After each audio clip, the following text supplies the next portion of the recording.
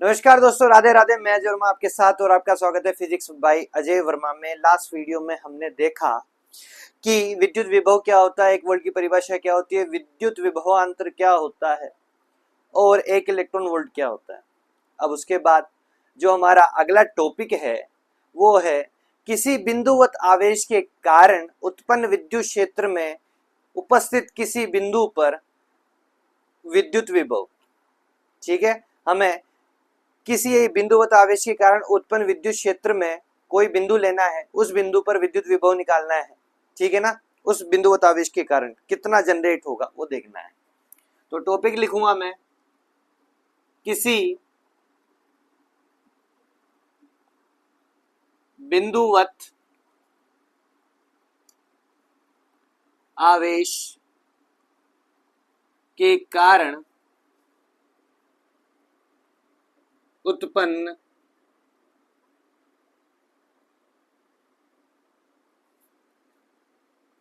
विद्युत क्षेत्र में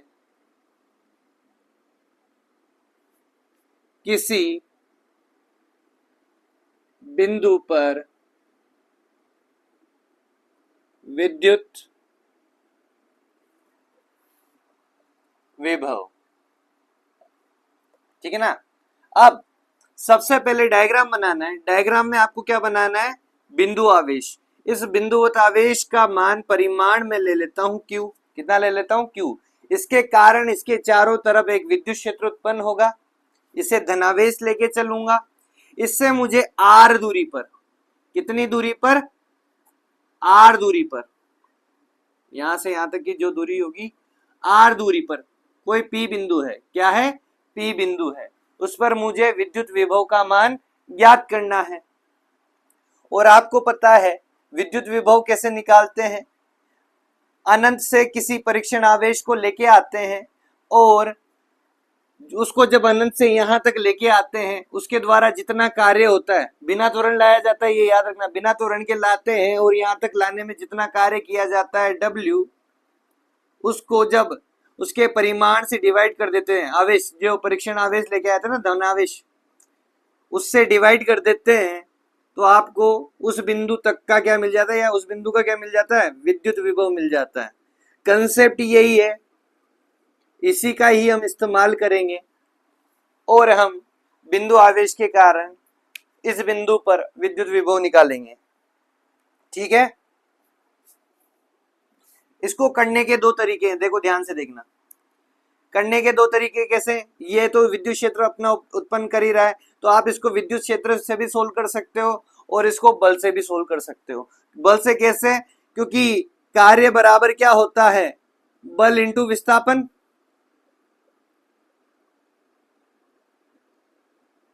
तो बल से हो जाएगा।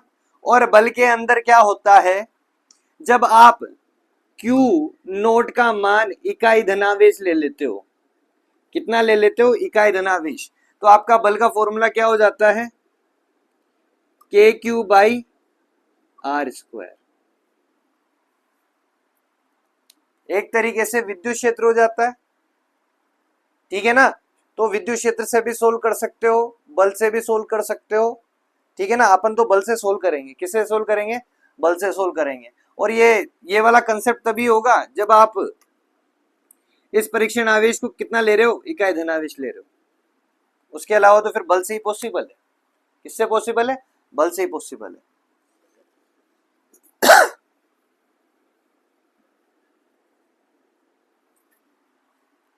अब इसको भी हटाते हैं। इसको याद रखना, यही वाला कंसेप्ट यूज करेंगे अपन।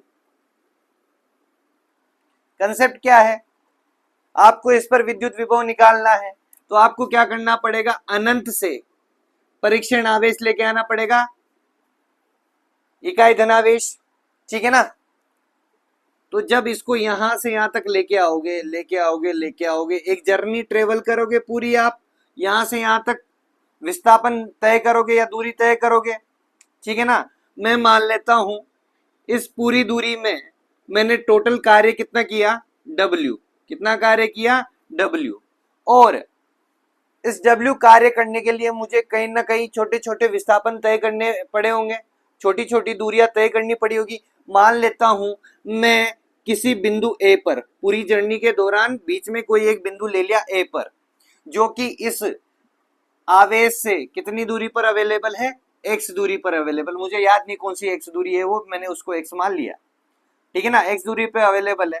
ये कार्य मुझे छोटे छोटे विस्थापनों के कारण मिला है टोटल, और छोटे छोटे विस्थापन जब तय किए मैंने तो मुझे छोटे छोटे कार्य मिले। तो मैं मानता हूं मैंने एक छोटा सा विस्थापन यहां से यहां तक किया, इसकी दूरी में इसका विस्थापन मान लेता हूं dx, मैं a से b की ओर बढ़ा और उसमें मैंने dx विस्थापन तय किया, ठीक है ना। और dx विस्थापन तय करने में मैंने कितना कार्य किया होगा, dw कार्य किया होगा। कितना कार्य किया होगा, dw कार्य किया होगा। अब आप जब इस इकाई धनावेश को अनंत से लेके आ रहे हो, अनंत पर तो विद्युत क्षेत्र का कोई प्रभाव नहीं होगा, लेकिन जैसे जैसे आप आगे बढ़ते जा रहे हो, आवेश की तरफ बढ़ते जा रहे हो, तो इस आवेश के द्वारा जो उत्पन्न विद्युत क्षेत्र होगा इसके चारों तरफ फैला होगा।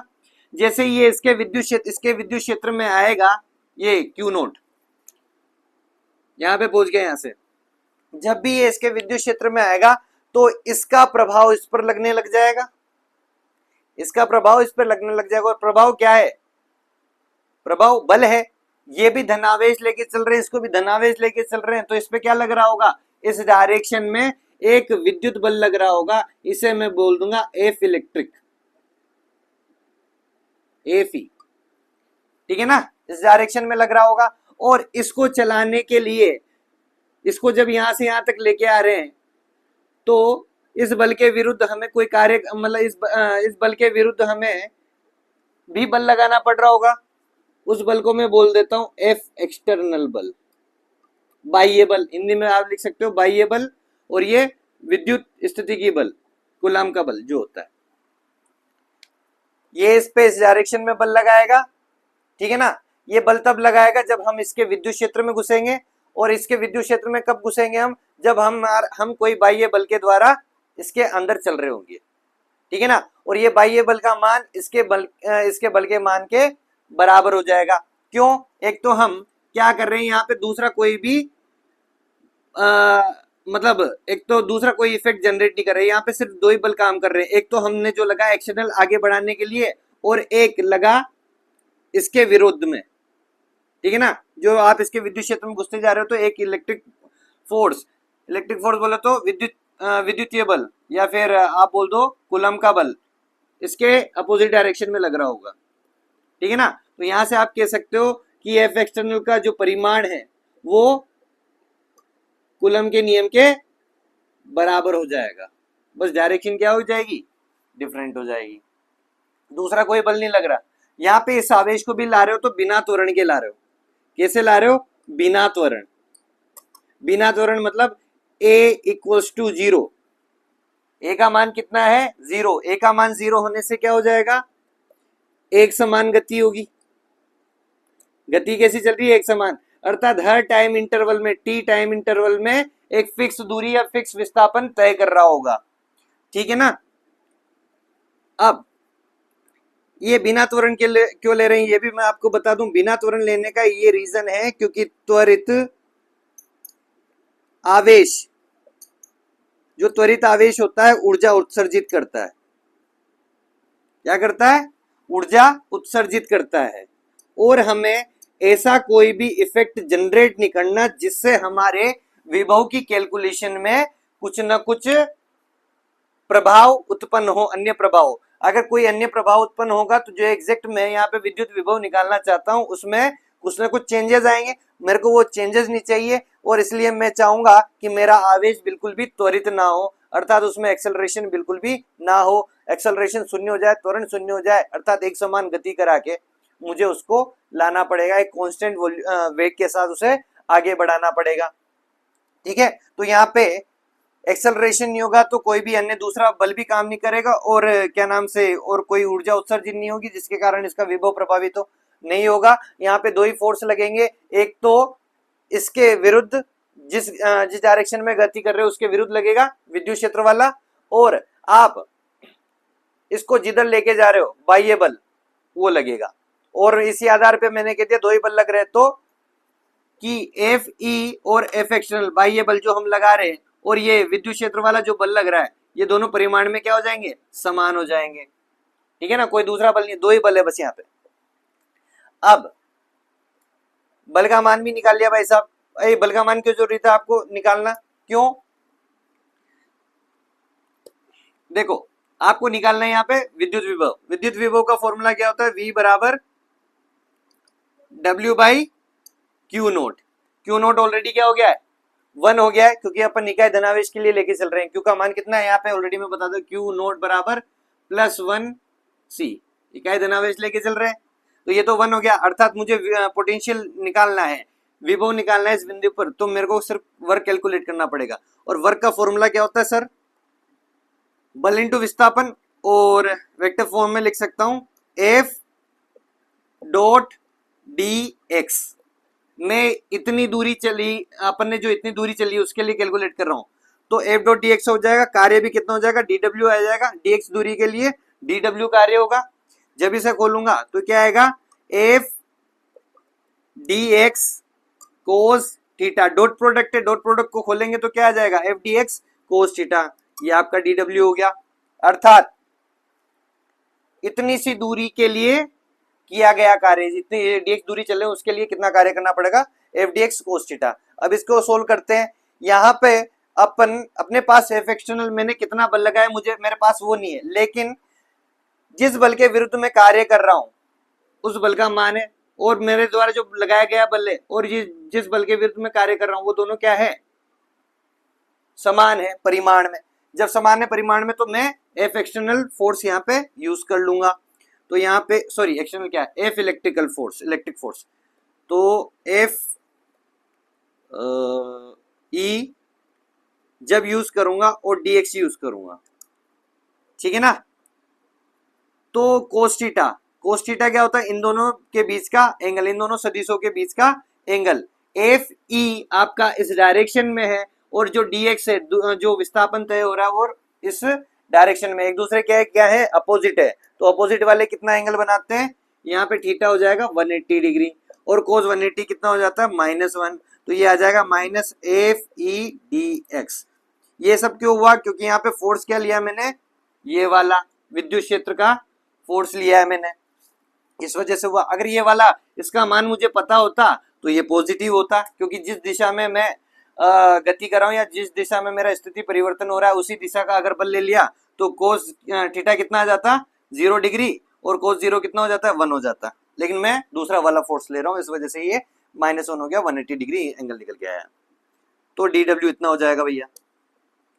ठीक है, अब इसके बाद बात करते हैं, आपको यहां से यहां तक DW मिल गया है, तो ऐसे मैंने शुरुआत में कहा था कि अनंत से यहां तक लाने में मुझे न जाने कितने DW कार्य करने पड़ेंगे, और बिना त्वरण के ला रहा हूं, एक समान गति से ला रहा हूं, तो हर समय अंतराल में समान दूरी तय कर रहा हूं, अर्थात ऐसे न जाने कितने DW बना के कंप्लीटली इसको यहाँ पे मैंने भेज दिया है। तो मैं क्या करूंगा, DW का कंप्लीट इंटीग्रेशन कर दूंगा, जहां तक मैं टोटल चल रहा हूं, कहां तक चला हूं मैं, और मैं चला हूं सर इंफिनिटी से शुरू हुआ था और कहां तक पहुंच रहा हूं, इस मूल बिंदु से r दूरी पर। ठीक है, ये हो गया मेरा कुल बल, सॉरी कुल कार्य, बल क्या, कुल कार्य ऐसे निकल के आ जाएगा। अब सबसे पहले यहां पे एफ ई का मान क्या लेंगे, ठीक है ना, क्योंकि एफ ई बराबर अपन ने वर्ग किसके लिए निकाला था, इसके लिए निकाला था शुरुआत का, तो इसके लिए देखेंगे क्योंकि dx दूरी है ना, तो dx वाला ही पार्ट लेंगे, तो फोर्स हो जाएगा इस बिंदु पर कितना बल लग रहा होगा वो देखते हैं। ये हो जाएगा k q note divided by इनके बीच की दूरी, इन दोनों के बीच की दूरी कितनी हो जाएगी, यहां से यहां तक की दूरी x, तो x स्क्वायर। ठीक है, अब आपको पता है ऑलरेडी क्यू नोट का मान क्या है, +1 है, तो आप यहाँ पे भी अभी +1 कर सकते हो, बाद में करना चाहो तो बाद में कर दो, अभी करना चाहो तो अभी कर दो, कोई ऐसा इश्यू नहीं है। ठीक है, इसको हटा देता हूं, यहाँ पे करता हूं। अब इसको सोल्व करते हैं, एफ ई का मान डालते हैं, DW का इंटीग्रेशन करेंगे तो W हो जाएगा टोटल वर्क निकल के आ जाएगा, मान डालते हैं जीरो इंफिनिटी से आर तक माइनस साइन बार ले लो, एफ ई का मान डालते हैं के Q Q note divided by x square और यहाँ पे हो जाएगा dx, ठीक है ना। और w बराबर जो नियतांक है, नियत नंबर उनको बाहर निकाल लो, minus K Q Q note. और मैं आपको एक और चीज बता देना चाहता हूँ, यहाँ पे कई बार बुक्स में तो जनरली यही होता है, के की जगह 1/4 पाई एप्सिलॉन नोट का इस्तेमाल करते हैं। के बराबर कितना हो जाएगा 1/4 पाई एप्सिलॉन नोट, ठीक है। मैं सीधा सीधा के इस्तेमाल कर रहा हूं, आपको बुक्स में ऐसा मिले तो आप वैसा भी कर सकते हो, कोई इश्यू नहीं है। और यहाँ पे इंटीग्रेशन किसका हो जाएगा, इन्फिनिटी से आर तक 1/x² का dx।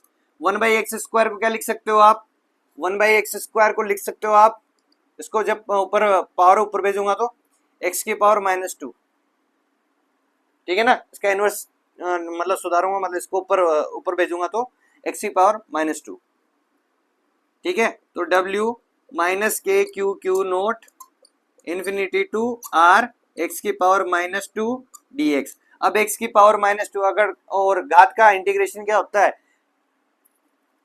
x की पावर n का इंटीग्रेशन क्या होता है, x की power n+1 divided by n+1। तो करेंगे तो क्या हो जाएगा, w बराबर minus K Q Q note, ये हो जाएगा x की पावर -2 + 1 -2 + 1 इन्फिनिटी टू r, ठीक है। w बराबर कितना हो जाएगा, minus K Q Q note, नीचे -1 आ जाएगा और ऊपर x की पावर -1 हो जाएगा, माइनस माइनस प्लस हो जाएंगे तो w बराबर, और ये इसका माइनस पावर है, इसको नीचे कर दूंगा, K Q Q naught 1/x infinity to r, ठीक है। अब मेरे पास जगह बची नहीं है, इधर कर देते हैं,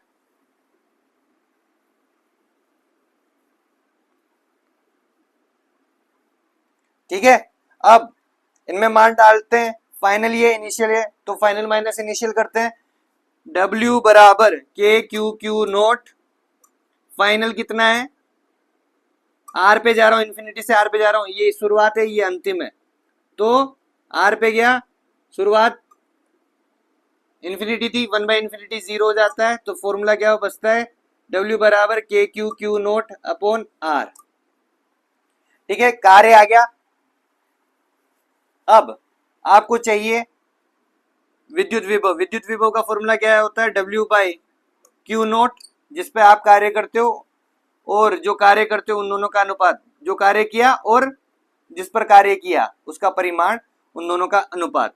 W क्या है, के Q Q note divided by R, और इधर क्या हो जाएगा Q नोट, क्योंकि Q नोट का मान 1 कूलम है, क्या है 1 कूलम, तो लिखो मत लिखो काटो, आपकी इच्छा है। Vp बराबर सीधा सीधा क्या हो जाएगा, के क्यू बाई आर, क्या हो जाएगा, के क्यू बाई आर। क्योंकि यहाँ पे आप इकाई धनावेश ले रहे हो तो डेफिनेशन आपकी ऐसी भी हो सकती है कि भाई साहब इकाई धनावेश को अनंत से P बिंदु तक लाने में, बिना त्वरण के लाने में किए गए कार्य का मान ही उस बिंदु पर विद्युत विभव हो जाएगा। अब यहाँ पे अनुपात लेने की जरूरत नहीं पड़ेगी, अगर आपने क्यू नोट का मान इकाई धनावेश ले लिया, आपको सीधा सीधा क्या निकालना पड़ेगा, वर्ग निकालो। जो मैंने इतना किया ना कि क्यू नोट बार ले रहा हूँ, बाद में ले रहा हूँ, बार में ले रहा हूँ, सॉरी हो जाती है गलती, बार बार में ले रहा हूं, तो आपको ये जरूरत नहीं है बार बार में इसको लेने की। आप सिर्फ क्या करो, यहाँ पे डिफाइन कर दो कि क्यू नोट कितना ले रहा हूं मैं, इकाई धनावेश ले रहा हूं, तो हर जगह से क्यू नोट हटा सकते हो, अर्थात सीधा सीधा आपको कार्य निकालना पड़ेगा, ठीक है ना।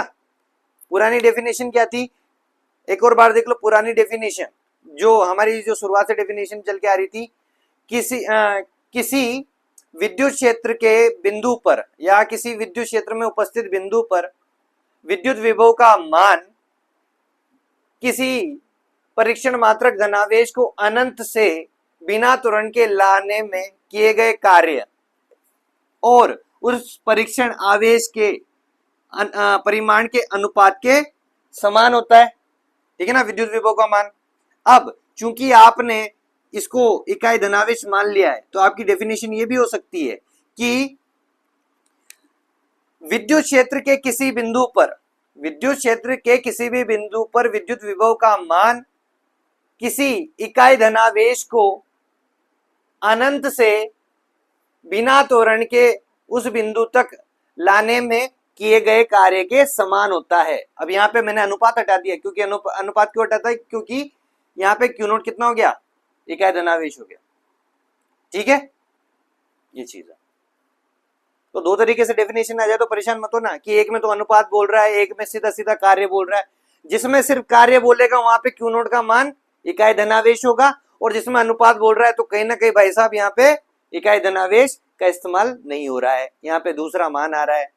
ठीक है ना, परीक्षण आवेश का ये आपका विद्युत विभव का मान आ गया उस बिंदु पर। ऐसे ही हर बिंदु के लिए निकाल सकते हो। आपको यहाँ से पता चलेगा जो विद्युत विभव का मान है वो दूरी के व्युत्क्रमानुपाती है। क्या है, दूरी के व्युत्क्रमानुपाती है। पावर वावर कुछ नहीं लगी, सीधा सीधा 1/r है। ये आपका अंतिम रिजल्ट हो जाएगा। आई होप आपको समझ में आया हो। ठीक है, राधे राधे, बाय बाय। कोई गड़बड़, कोई शिकायत कुछ हो तो बताएं जरूर। ठीक है।